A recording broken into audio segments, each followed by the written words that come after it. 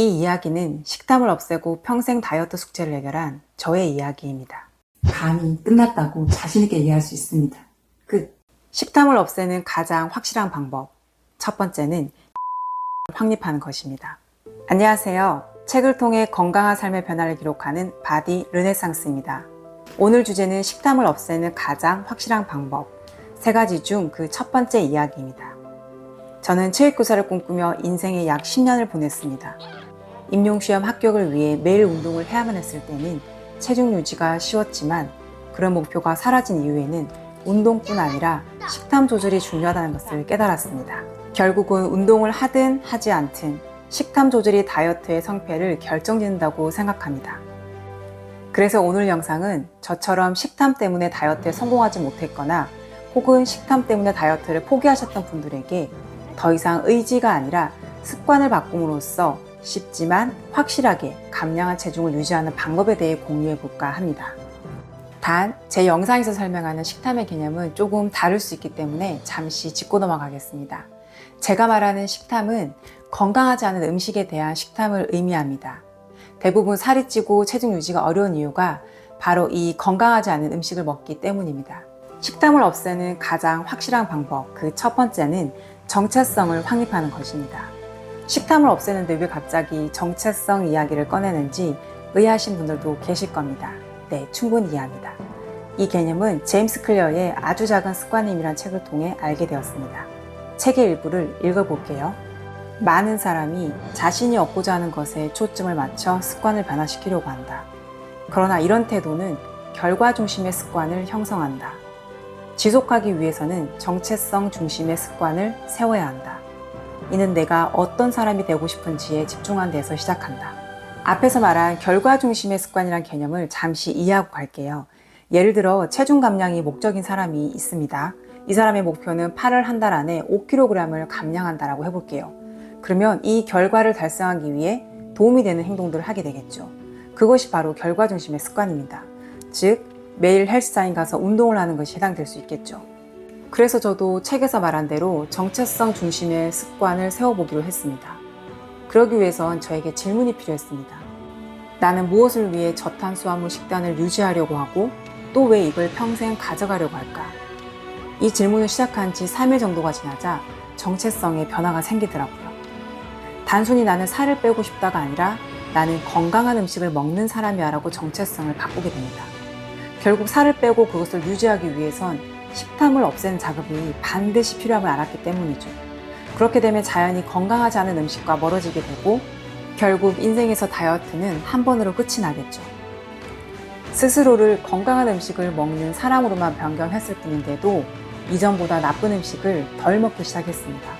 정말로 건강한 음식을 먹는 사람이 되고 싶다면 이전보다 건강한 음식을 자주 먹는 경험을 선택하게 되겠죠. 저는 100살이 넘어서도 남편과 수영장 25m 레인을 4번 왕복하며 매일 하루 일과를 마치는 모습을 상상하곤 합니다. 실제로 100발의 두 남녀가 쭈그려진 몸으로 서로를 의지하며 운동하는 모습이 머릿속에 한 장의 사진으로 담겨 있습니다.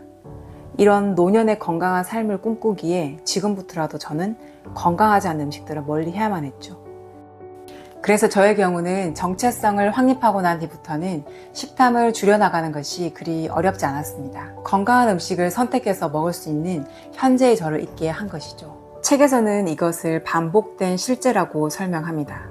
행위를 반복해 나갈수록 그 행위와 정체성은 강화된다고요. 반복하는 행동이 결국 그 사람이 되는 것이죠. 앞에서도 말씀드렸지만 저는 늘 체중 관리를 해야만 했던 10년간의 수험생 생활을 했던 사람입니다. 28살부터 시작된 체중과의 싸움, 그리고 지금 15년이 지나서야 제 인생의 다이어트는 끝이 났습니다. 체중 관리는 운동보다 식단이 먼저이고 그 식단을 잘 잡기 위해서는 식탐을 없애는 것이 무엇보다 중요하기 때문입니다. 건강하지 않은 음식은 탐하지 않게 하고 건강한 음식을 탐하게 되는 몸으로 만드는 것이 다이어트의 핵심이기 때문이죠. 다이어트의 마침표를 찍고 싶으신가요? 그렇다면 질문해 보세요. 어떤 사람이 되고 싶은지. 마지막으로 책 속 문장을 읽으며 영상을 마칩니다. 습관을 꾸준히 해나가는 건 오직 그것이 정체성의 일부가 되었을 때뿐이다. 자신의 정체성에 맞는 일을 하는 것이 쉽듯이 좋은 행동 습관과 자신의 정체성이 완전히 조화를 이루면 더 이상의 행동 변화를 이루지 않아도 되기 때문에 훨씬 쉽다. 감사합니다. 지금까지 바디 르네상스였습니다.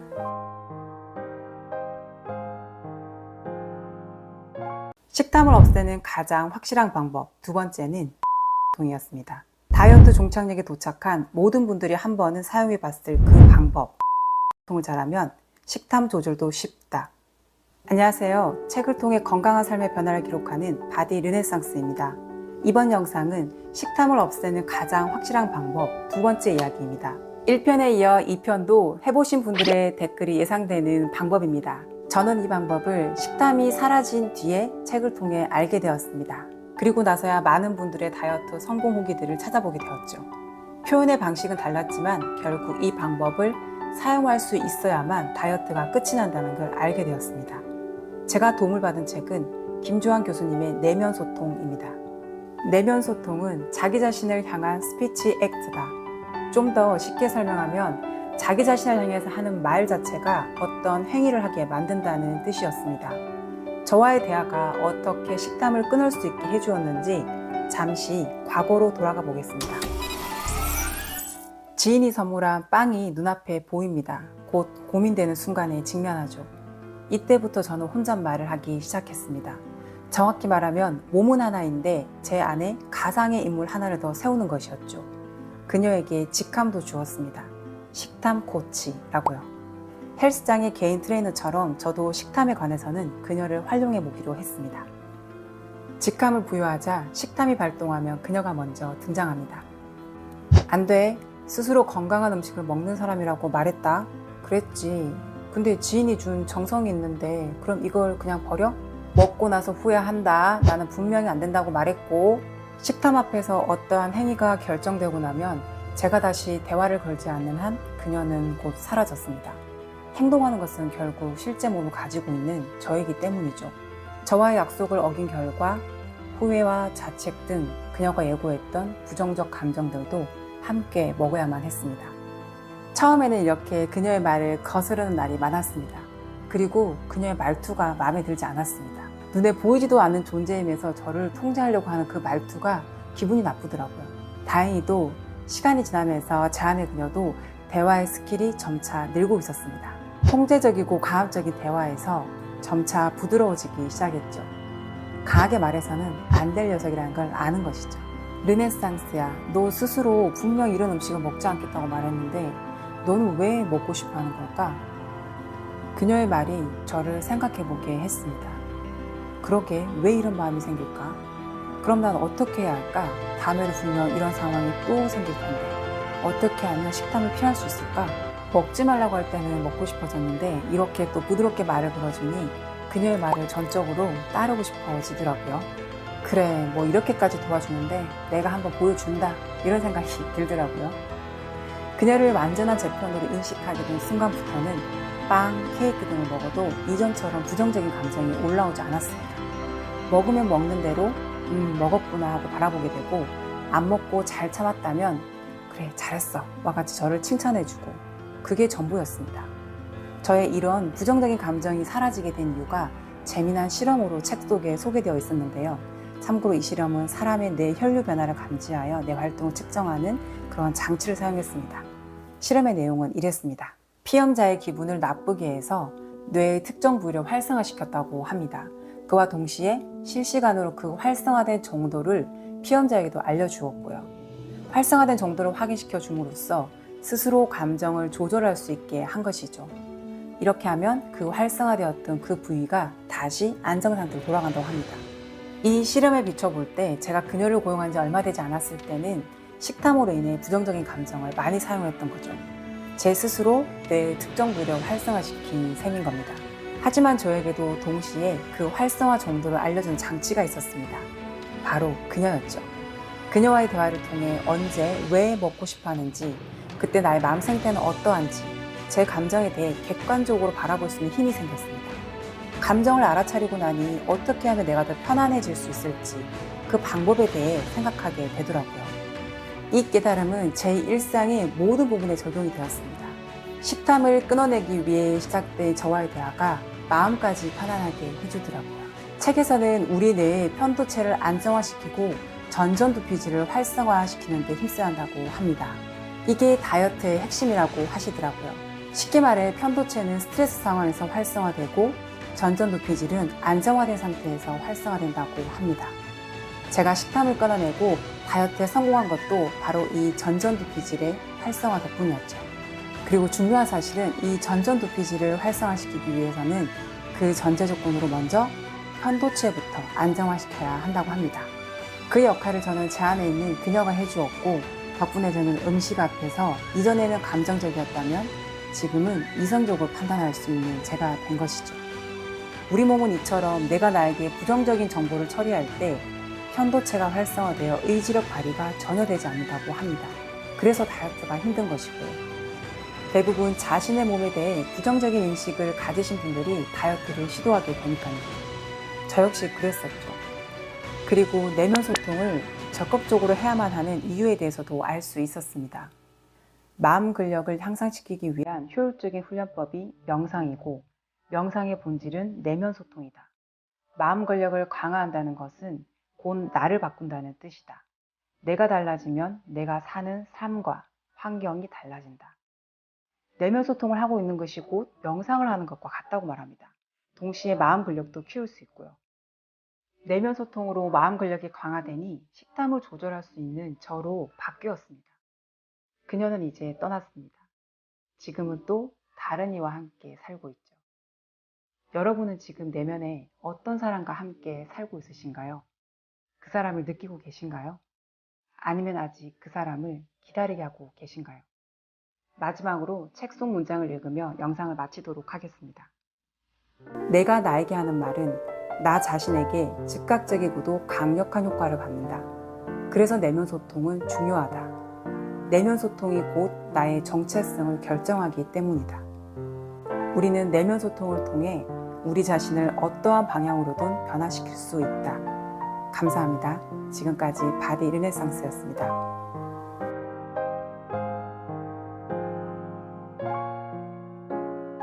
나쁜 줄 알면서도 식탐을 멈출 수 없는 이유. 고기는 산성이고 전분은 알칼리성이다. 단백질은 부패하고 전분은 발효된다. 고기 먹을 때 밥을 함께 드시는 분은 꼭 보셔야 합니다.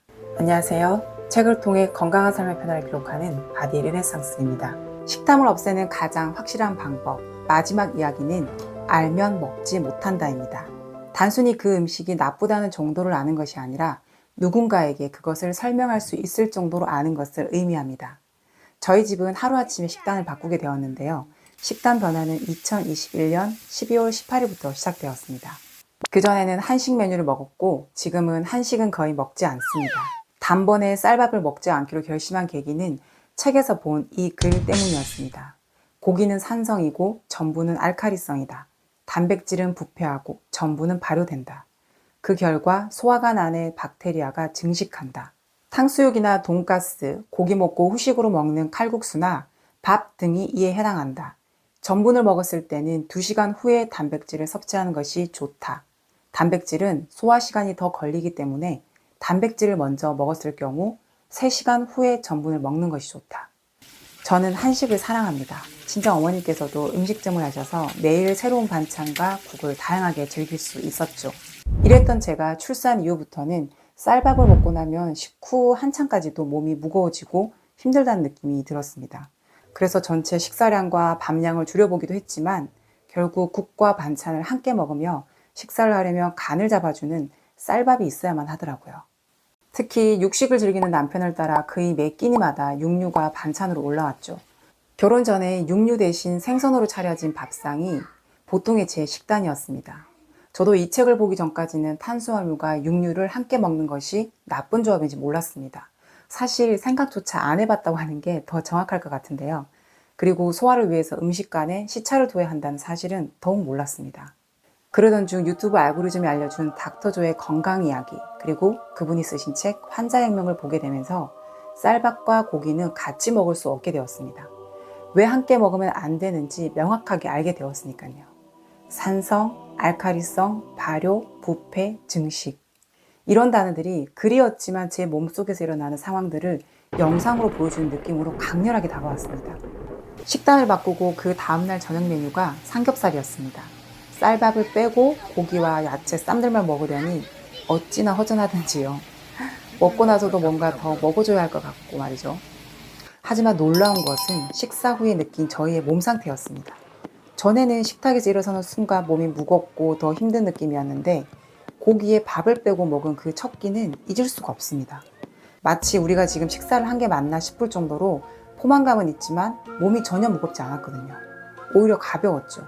처음으로 음식을 먹고 몸에 활력이 돋는 느낌을 받았습니다. 맛있게 배부르게 충분히 먹었는데도 몸 컨디션까지 좋으니 쌀밥을 계속 먹을 이유가 없어진 거죠. 변화를 위해선 이렇게 많은 정보를 알 필요는 없는 것 같습니다. 저의 신념에 맞는 지식 하나가 들어오면 그날로부터 변화가 시작되더라고요. 쌀밥과 함께 제가 끄는 것이 또 하나 있습니다. 육아를 시작하면서부터 먹기 시작한 달콤한 커피인데요.